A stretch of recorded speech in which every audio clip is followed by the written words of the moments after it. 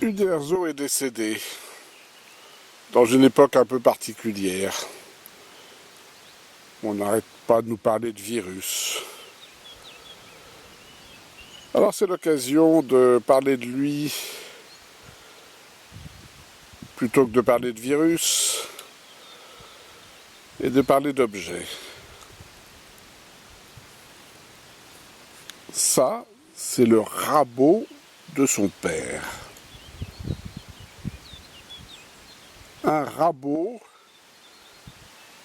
qui a été réalisé par son père lui-même, menuisier.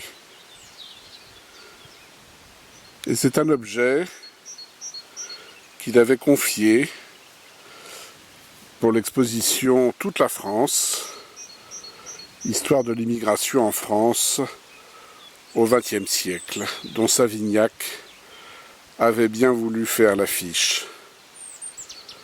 Exposition marquante, dans laquelle il y avait aussi un autre décédé, Manu Dibango, homme généreux, au grand corps,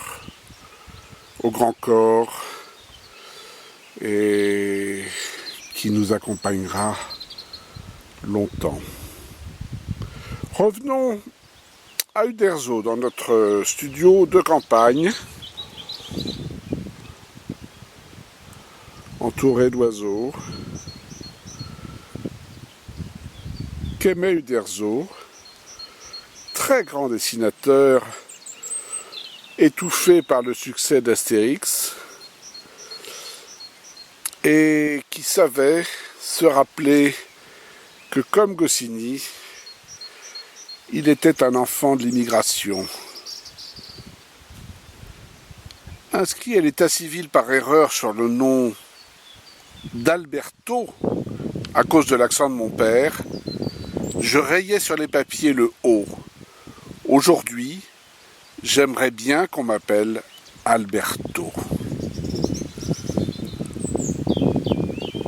On a parlé rapidement de lui dans les actualités, entre deux médecins, et c'est l'occasion de montrer l'édition originale de La Bête est morte, quand la bête est déchaînée, premier fascicule de la guerre mondiale chez les animaux par Calvo, très très grand dessinateur Calvo, et qui est, comme Walt Disney, mais peut-être plus encore que Walt Disney, a inspiré Uderzo. Et Uderzo disait toujours que toutes les racines de ces arbres comme étant idées fixes, écologistes, militants, les racines de ces arbres étaient inspirées de ces merveilleuses racines, de Calvo. Immense dessinateur, lui aussi.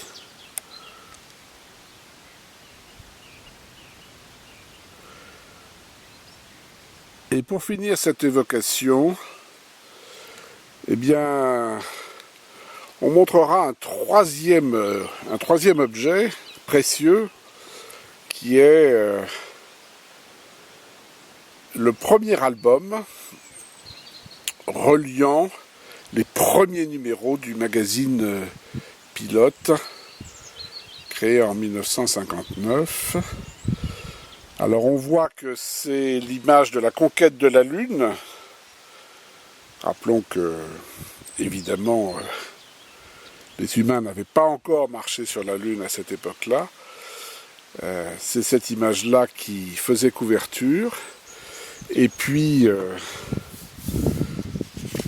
voici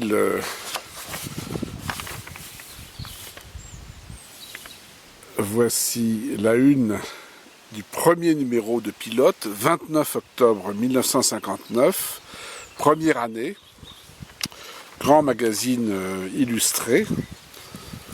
Hop là, ça vole. Ça, c'est un journal qui était fait en partenariat avec la radio RTL. Rappelons qu'à l'époque, la radio est évidemment beaucoup plus importante que la télévision.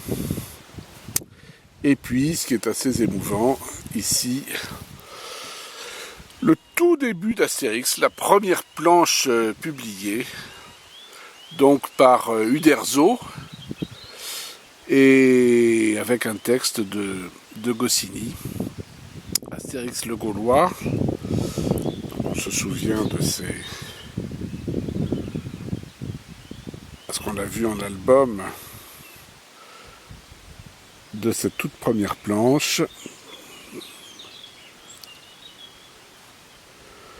où les Romains finissent par perdre leur latin.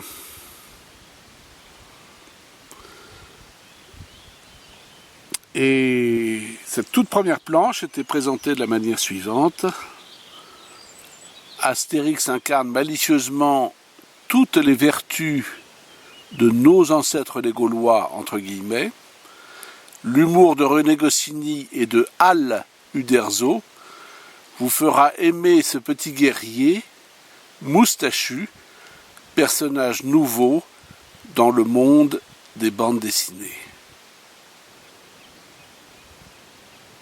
Et bien voilà comment ce rebelle teigneux a commencé à hanter la bande dessinée mondiale en représentant un franchouillard créé par deux descendants d'étrangers.